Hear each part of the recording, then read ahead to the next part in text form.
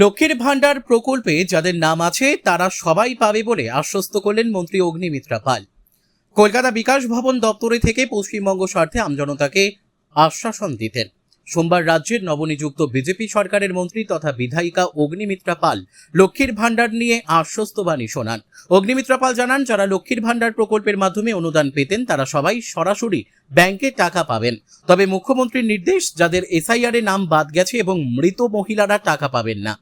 আগামী জুন মাসে টাকা পাঠানো হবে। তার আগে ভোটার তালিকার সাথে লক্ষ্মীর ভান্ডার প্রকল্পের নাম মিলিয়ে দেখার প্রক্রিয়া চলছে। যারা যারা লক্ষ্মীর ভান্ডার পাচ্ছিলেন সবাই অন্নপূর্ণার ভান্ডার পাবেন, সবই ডাইরেক্ট বেনিফিট ট্রান্সফারে হবে।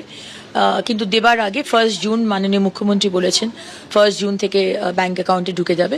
কিন্তু তার আগে আমরা একটি অ্যানালিসিস করতে চাই যে যাদের যাদের নাম কাটা গেছে তারা যদি কেউ পায় তাহলে তো তাদের পাওয়ার কথা নয়।